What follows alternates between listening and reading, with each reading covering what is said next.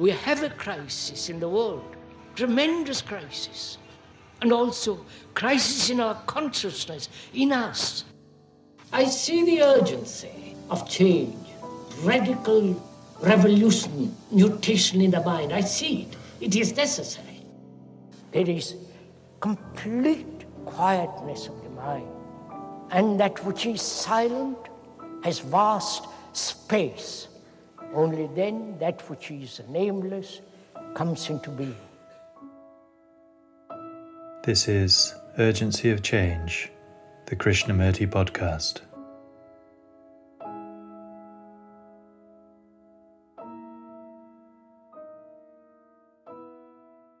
Many people carry guilt all their life.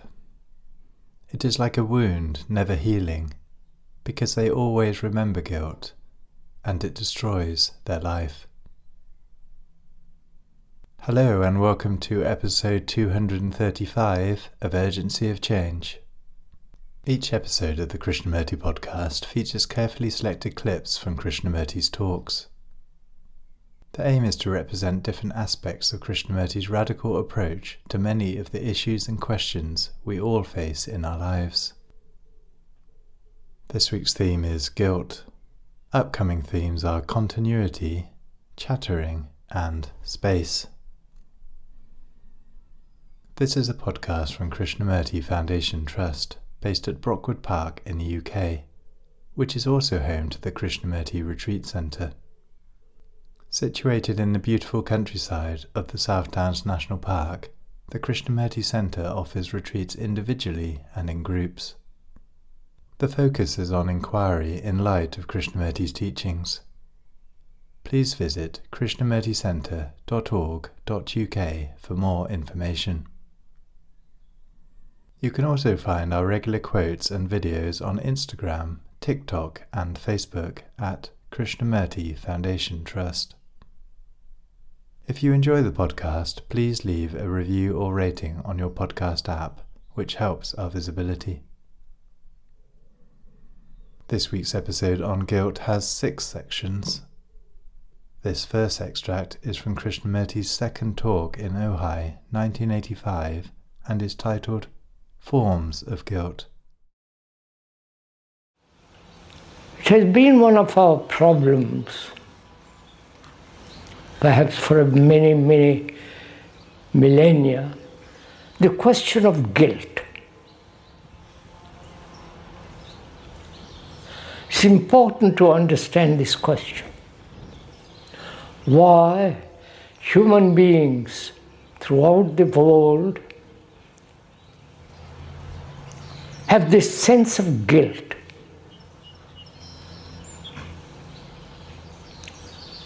Having been told from childhood to do something and not being able to do it like most children, happily, but unfortunately, when they cultivate this sense of guilt.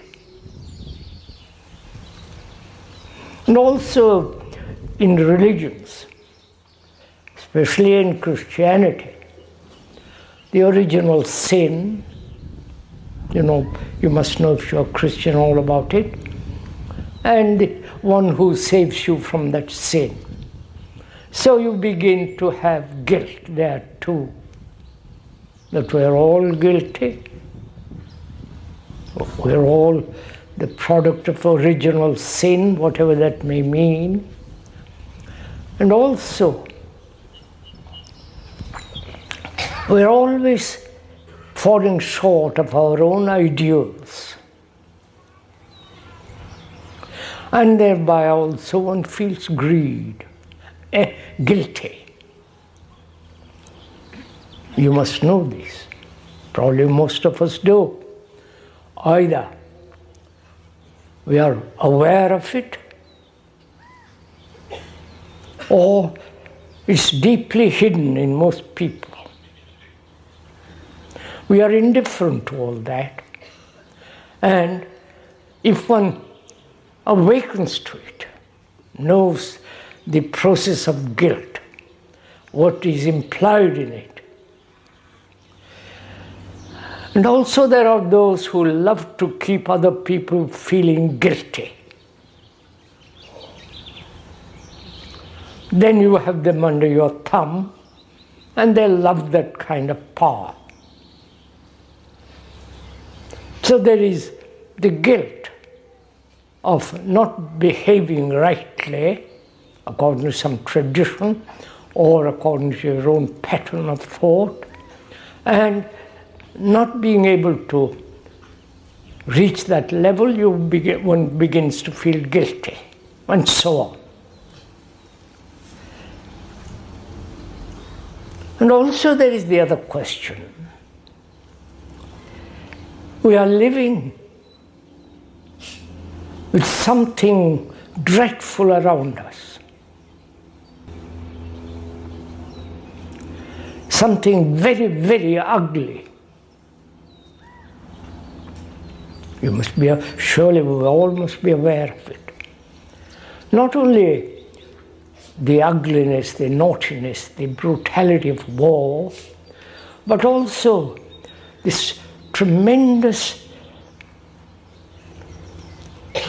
if one call it evil, the speaker doesn't like to use that word, but the constant pressure, influence of certain ideologies, like the totalitarian communist ideologies, which is completely monstrous and deadly, if you know about it. And we have to live with that next door. It's our brother across the wall. Not only the Berlin Wall, but the wall that exists to push this away, or to fight it, or to face it. And we are living with that. If we are at all aware of all this, not only the monstrosities and the cruelty of war, but the ideology of wars.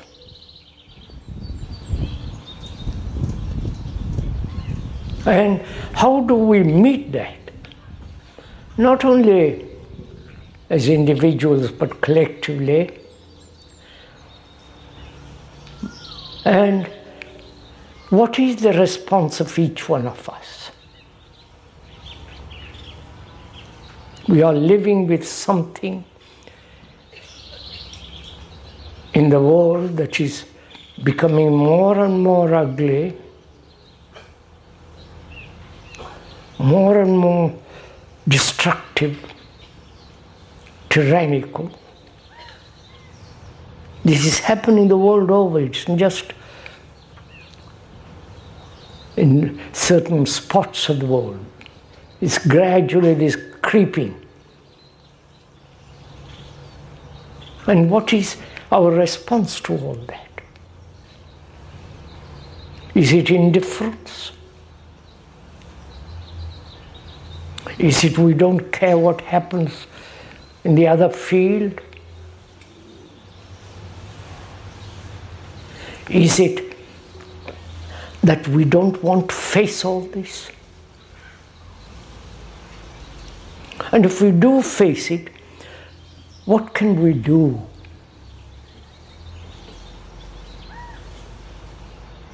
Not organizationally, but that always ends up in some kind of, another kind of mess. What do we, as human beings, living on this earth, which is also being gradually destroyed because of overpopulation, more and more big cities, and our indifference to nature.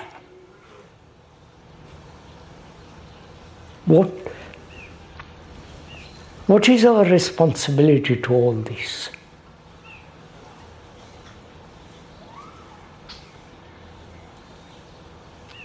Do we feel at all responsible?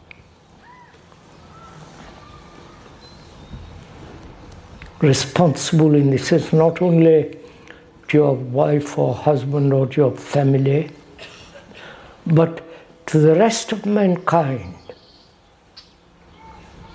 Whether you be Protestant, Catholic, Hindu, Buddhist, those are all just names, labels, without much depth.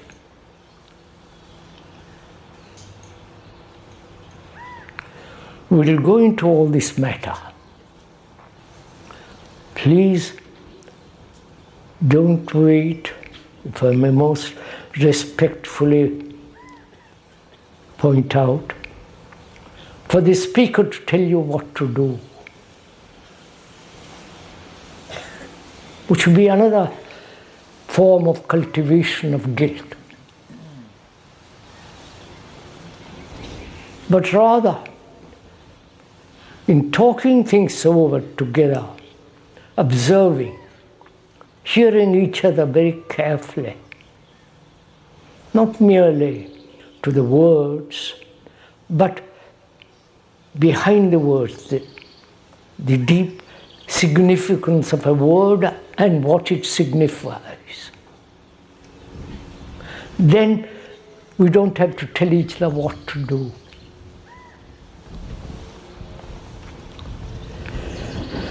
So there is guilt, and there is the thing with which we are living daily. And what is the relationship of that, of these two, to fear?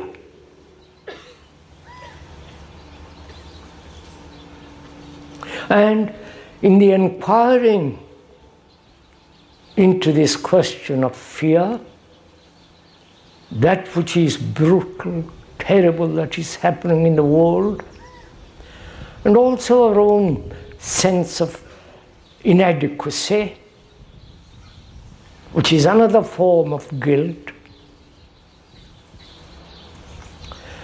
What is the relationship of all this to fear? And what is fear? Not the superficial or deep fears, but the root of not only the trunk of it, but the many, many branches of it. What is the root of it?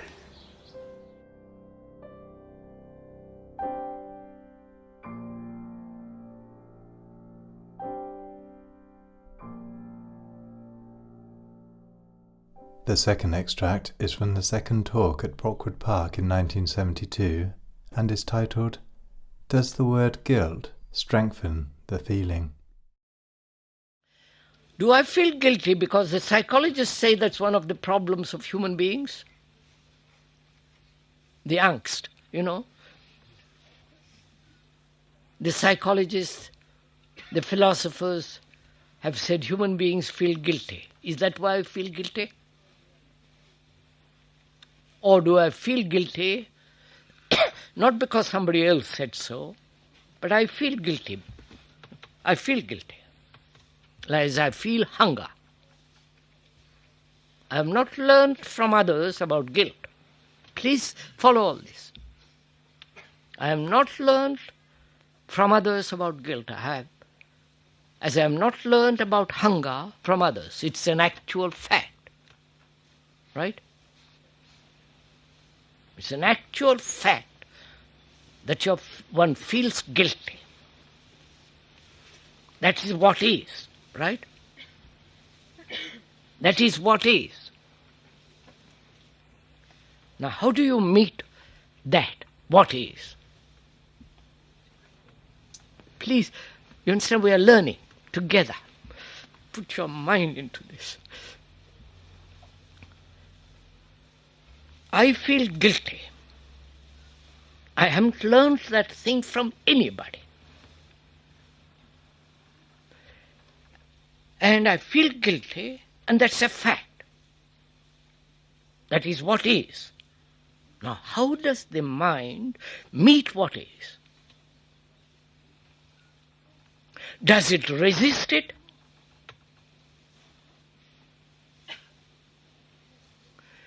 Does it want to go beyond it? Or does it feel ashamed that it feels guilty? When it feels ashamed, that it wants to go beyond it, that wants to suppress it, that says, I must understand it.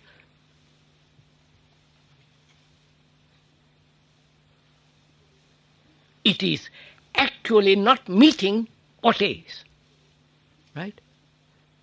Do you understand? When I want to go beyond it, I'm not confronted with what is. When I want to suppress it, I'm not with it. So I must find out how I meet it. How the mind, which feels guilty, meets what is called guilty. Can you meet it without any reservation? Without wanting, without condemning it, wanting to go beyond it. Just to meet it as it is.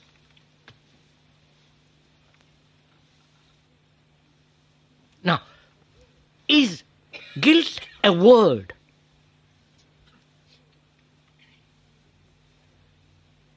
And when you say, I feel guilty, you are establishing or strengthening by the use of that word and relating it to the past in which you have felt guilty. You follow this? We are meeting each other? I feel guilty. And I say, I use the word guilt. When I've used that word guilt, I have strengthened the memory which has had guilt feeling before. By naming it, I've strengthened it. Can I look at it without the word? Go on, please. Then is there guilt? So, what we do is meet guilt, which we feel, according to the old pattern. The mind that has had guilt meets guilt. Therefore, it doesn't meet it afresh. It meets it with the old habits. And therefore, it cannot go beyond it.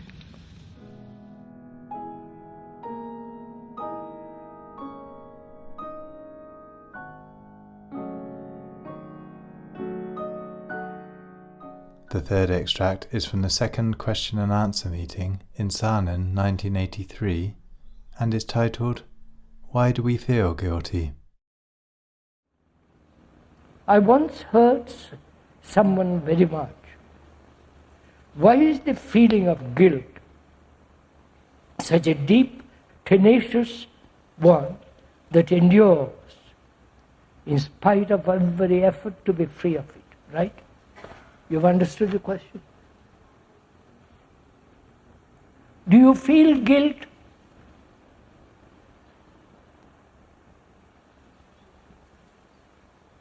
And most of you here have guilty conscience about something or other, right?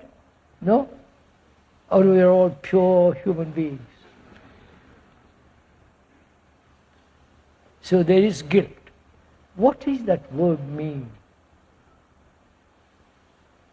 to each one of us?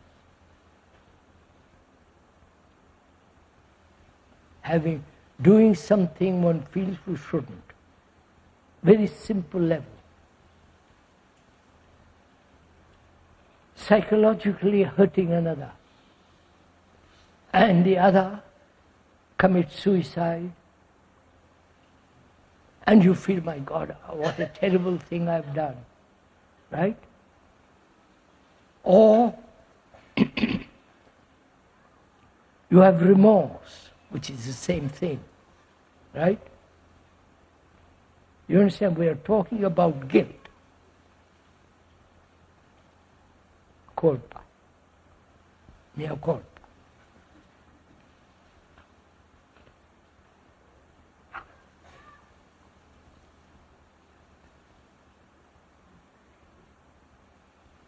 People make you feel guilty. That's one of their tricks. Because then they can do what they like with you. We've been in that position very well, too, all of us. The father, the mother, the big bullies, or somebody bullies you, and you feel you have done something terrible. And then they have you by the neck, blackmailing you. You understand all this? Don't you know all this? And why does one feel guilty?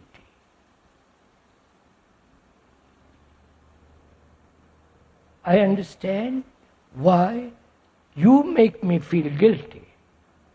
Because you want power over me. Then you have me by the tail. Right? So that's quite a different matter. But you have been unkind.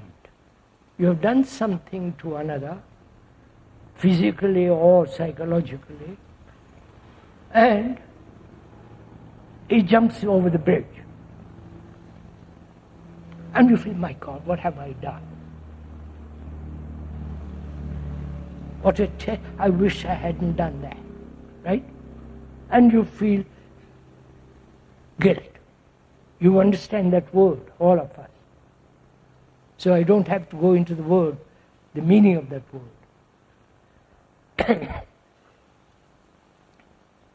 Why? I have done everything I can. You want me to love you more. And out of my heart, I'll do everything out of myself, not because you want me more. You understand? Are you following all this? It's your life, son, not mine. I am your mother, father, whatever it is. I have done everything. I have loved you, taken care of you, all that, and my part. But you want me to do more. Exclusive. And I can't. I've given you my heart, but you want the entire heart. But I'd like a little bit of it for somebody else. And you get hurt. Right? Then you jump or commit suicide, do every kind of horror to hurt me. Then I feel guilty. These are cases, these are not. I'm taking an example, this is common. You do it very little or great deal, but this blackmailing goes on. So, nationally they do it, you understand? You're whole of the whole government because you're going to fast. You know all the tricks they're played. So, why does one feel guilty?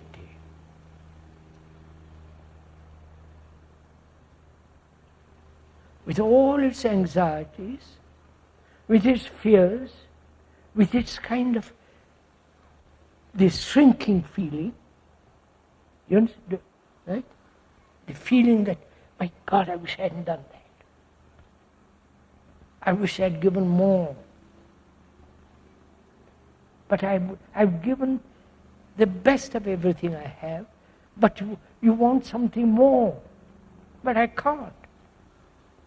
But you want me to feel guilty because I can't give more. And you make me feel more guilty by jumping in the lake. Or taking a pill and committing suicide. So I'm not going to be blackmailed. You understand?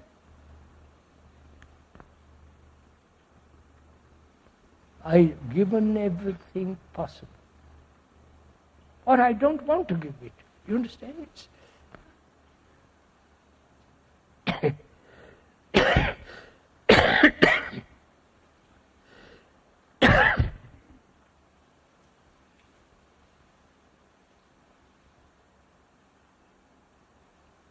I don't want to feel guilty. Not by your action. But you want me to feel guilty. Then you have me. And I refuse to be put in that position. You understand? I won't be guilty. I mean, I see the absurdity of it. This has been played trick on me. That's a different matter. I see very clearly that I have done everything a human being possible. And you want more. And I can't give more. And it's your affair if you want to kill yourself. I haven't done anything. You understand? Why can't we be sensible about all this?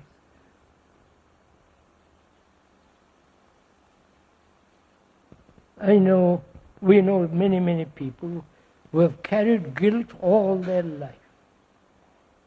It's like a wound, never healing, because they're always remembering. And that destroys their life.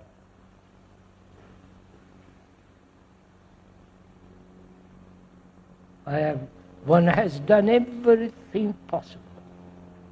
Yielded, lied, given. But the bully wants more. The responsibility is not yours, but that of the bully. Right? Finito.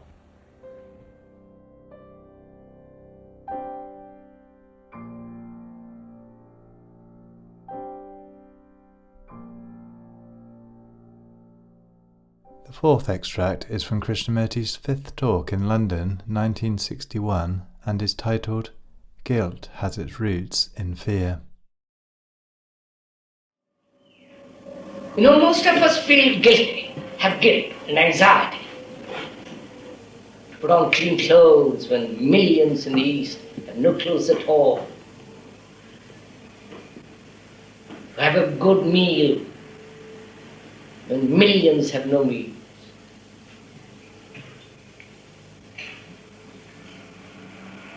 And you don't know that feeling. Living in a prosperous country where you're safe from the womb to the tomb.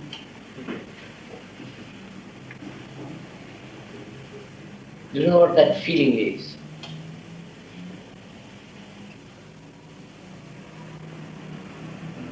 There is not only the collective guilt of the race.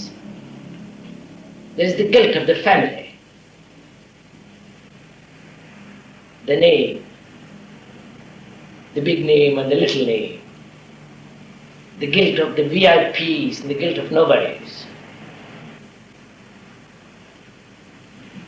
the guilt of the individual, the things that he has done wrong, the anxiety. Under this guilt and anxiety, the sense of despair.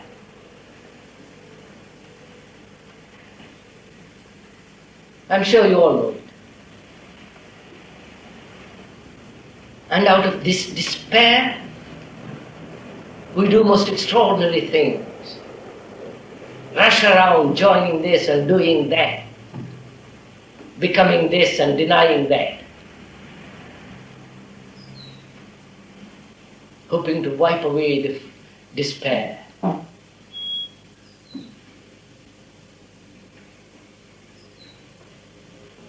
And despair again has its root in fear. And the many philosophies which despair breeds, many thoughts,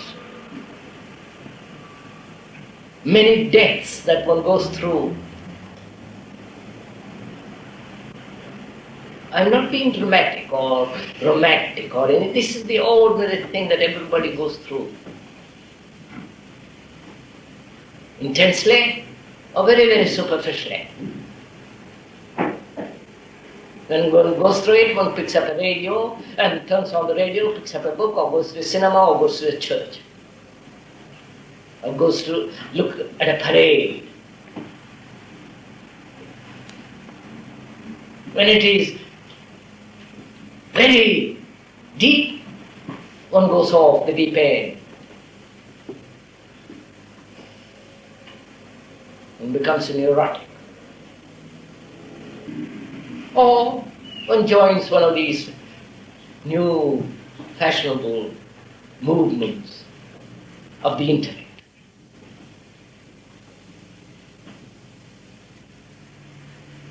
This is what is happening in the world. Because we have denied there is no more God. Churches have lost their meaning. And the authority of the priest is washed out.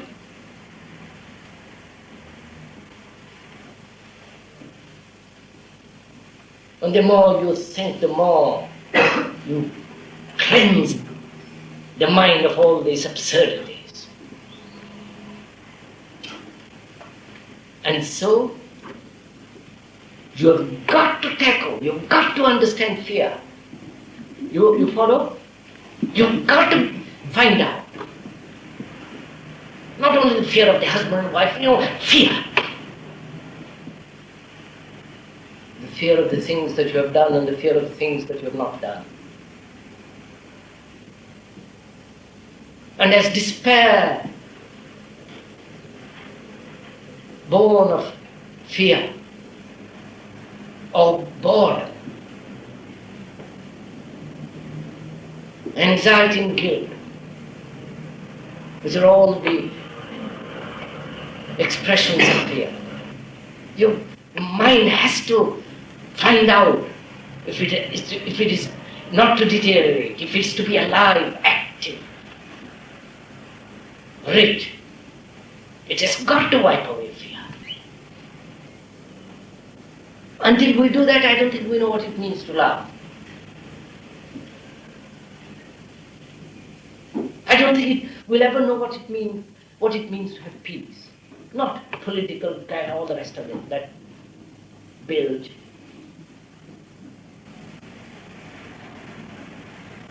But real inward sense of quietness.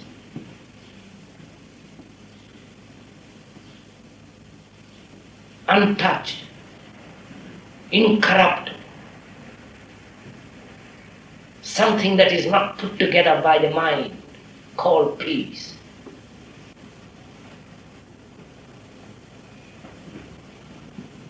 So, it is imperative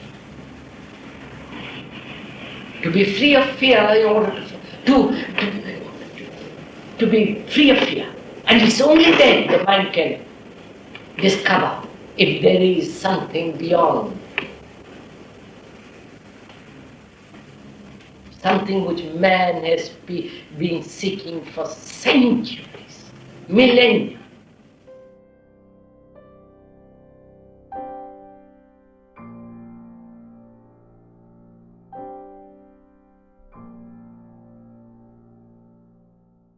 The fifth extract is from the first question and answer meeting in Ojai 1985 and is titled guilt and its relationship to the ego. Would you please explore further into the mechanism of guilt and its relation to the ego? Ego being the person, the psyche, the subjective entity, right? That's what generally one calls the ego, the me and the you. The question is, what relationship has guilt, the mechanism of it, to the whole structure of the self? Now, I'm putting that question to you. And you're going to reply to that to me, to the speaker. And then I'll answer you. And then you answer me. So we keep this going till we have worn ourselves out. And we have no strength in the arm anymore. So the question remains. The question is a challenge. Right? Question is a problem that you have to face and resolve. We never resolve any problem because we're always answering from our background. Right? So, let's go into this question. You're playing the game, don't just listen to me, to the speaker. What is guilt? And what is its relationship to the ego, the whole consciousness of humankind, of man, of woman, and so on? What is guilt? Why does one have this enormous sense of guilt? Maybe very, very superficial, or very, very deep, rooted from childhood and allowed to grow as one gets older. And that feeling of guilt makes one either feel very empty. You know all this. Empty. A sense of not being able to do anything. And then out of that guilt, he builds a wall around himself. And that wall prevents any further communication. Or he's frightened of that guilt. You have told me to do something from childhood, and I can't do it, but I feel I must do it. And if I fail, I feel guilty. And the parents play a terrible role in this. Sorry. They encourage this guilt, consciously or unconsciously, so that this guilt becomes part of the ego, part of me. I think it would be wrong to put the question, what is the relationship between the two? You understand how the question is evolving? It is not two separate things. It is the outcome of feeling guilt with other factors that constitute the ego.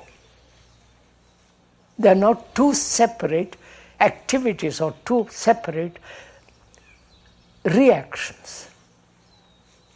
So guilt is part of the psyche, part of the ego, part of the me. Now, why does one feel guilt? Apart from people who make you feel guilty and hold you in that state, because it's very convenient for them, they like to bully you people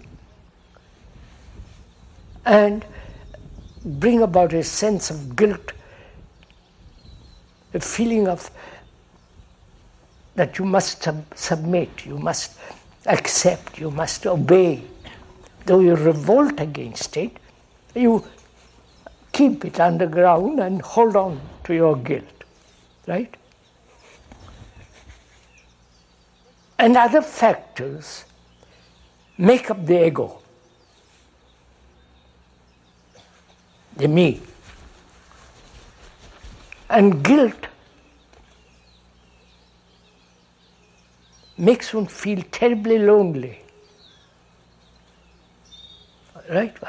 Are we talking to each other? A sense of depression. And if that guilt is very, very deep and strong, I can't resolve it. Therefore I come to you and say, please help me to overcome this guilt. And then you impose, if you're the boss, another reaction of guilt. So it goes on. We're asking, why does this feeling exist at all?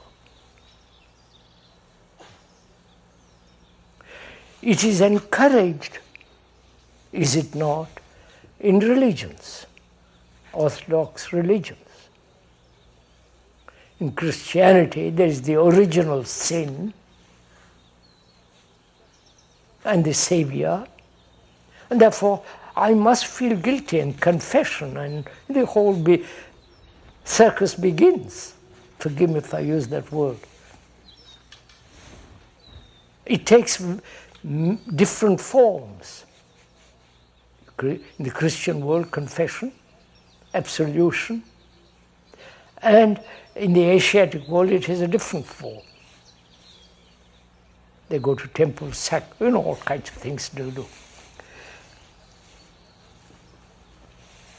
But is it necessary to feel that? Can there be an education in which there is nothing of this?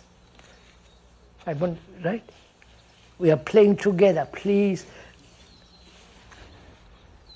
Is there a kind of bringing up a child in which there is not this encouragement or the feeling of guilt? Guilt becomes a problem, right? Then we have to understand what is a problem. You following all this? Are you interested in all this? Guilt becomes a problem. How to resolve it, how to get over it, and all kinds of things begin with it. Then we make it into a problem. Now, what is a problem? Human beings apparently have thousands of problems. Political, religious, economic, sexual, relation. You follow? Living becomes a problem. And generally associated with guilt, part of it. What is a problem? The meaning of that word, etymologically, if I may use rather long word, means something thrown at you. Like a challenge is thrown at you. And a problem means something hurled at you, thrown at you, which you have to face. And what happens? there are political problems, and so on. And these political problems are never solved. In the very solution of one problem, other problems increase, develop. So first, let's go into the question, why human beings have problems at all? You understand what I'm asking?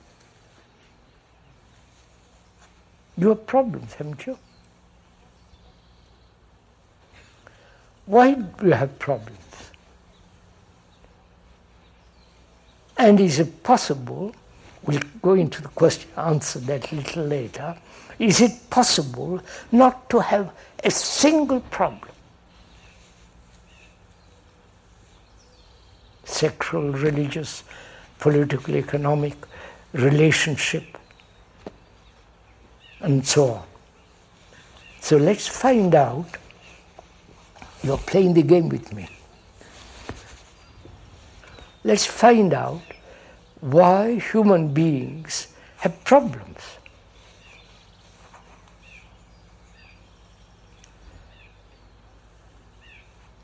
From childhood, when a child goes to the school, writing becomes a problem to him, right?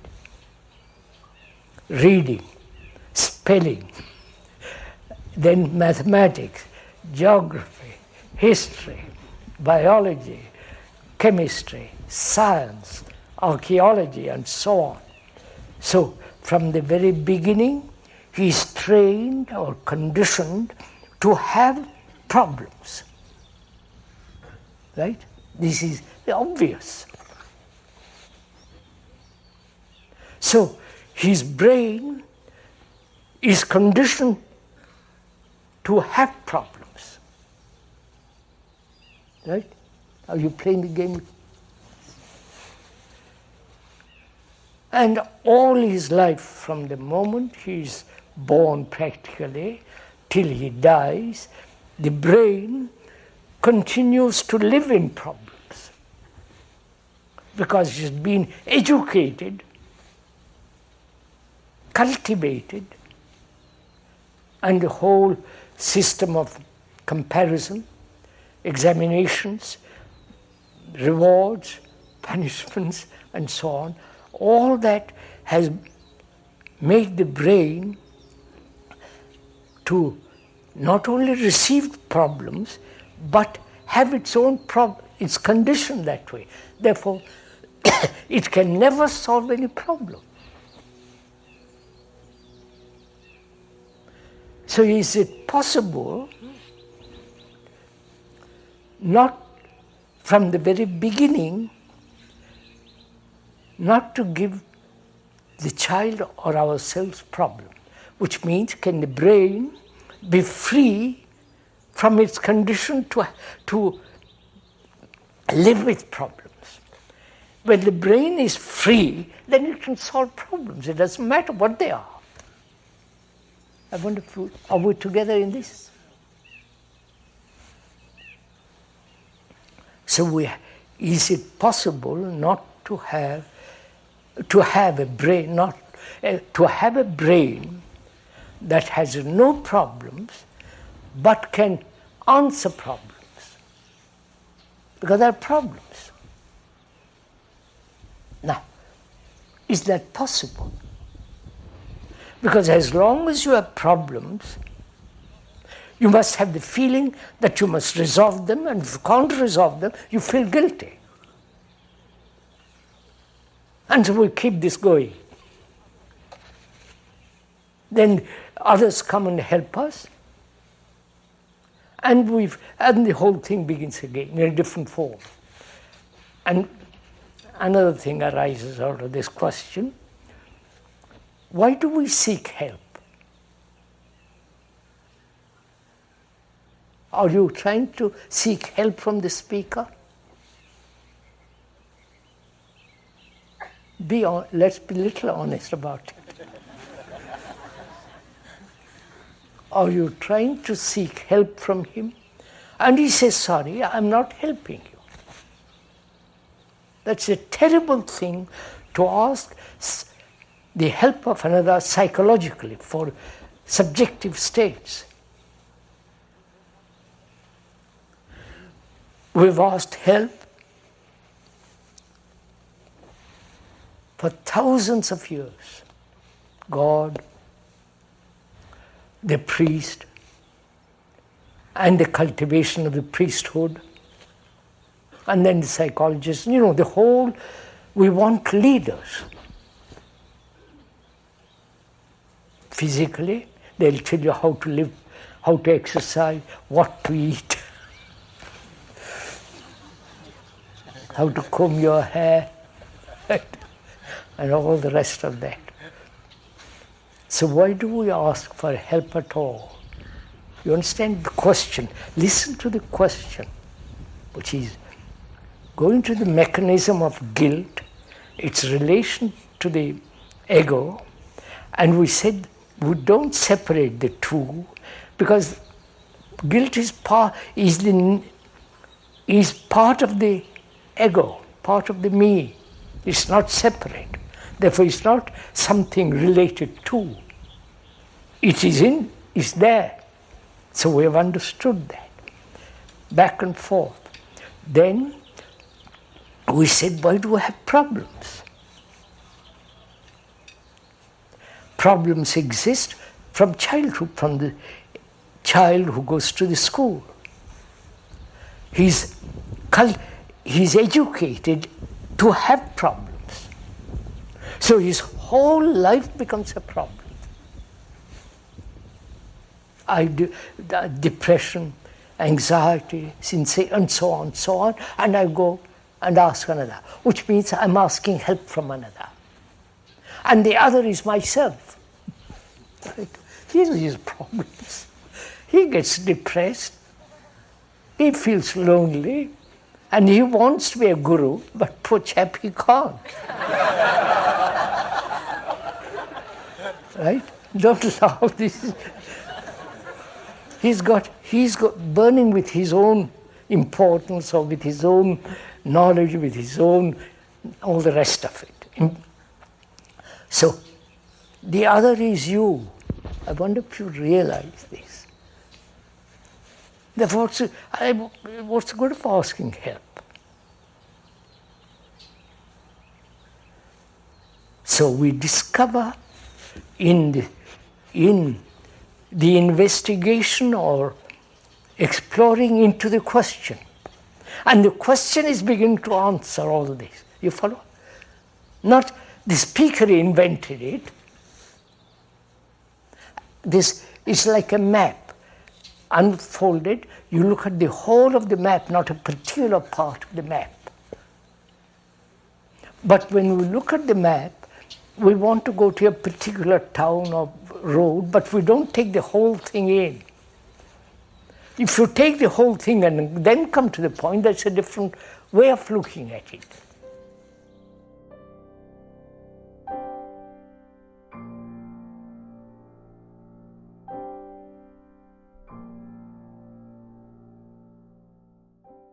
The final extract in this episode is from Krishnamurti's 7th talk in Saanen 1973 and is titled, We Cherish Guilt. Meditation is the emptying of the mind of all the activity of the self.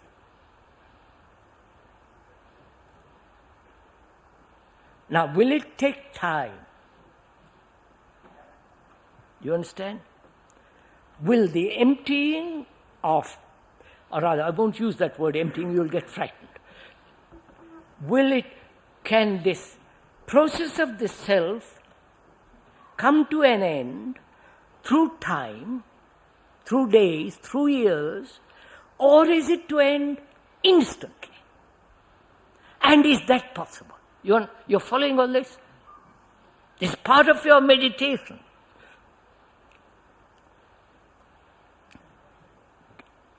When you say to yourself, I will gradually get rid of the self, that's part of our condition. Right? Because when you introduce the word gradual that involves time, a period, and you enjoy yourself during that period, you understand? All the pleasures, all the feeling of guilt which you cherish, which you hold on to, and the anxiety which also gives you a certain sense of living, all that. And to be free of all that, you say, it will take time.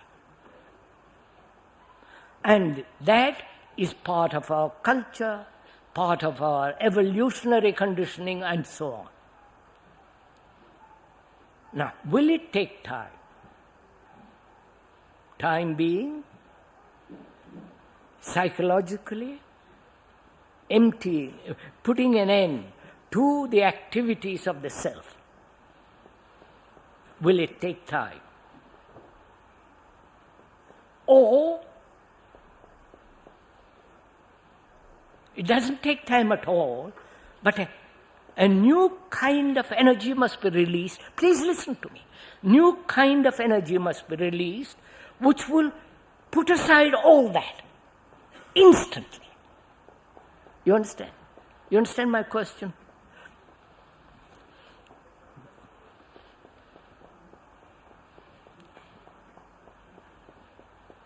Look, I know myself. I'm greedy, envious.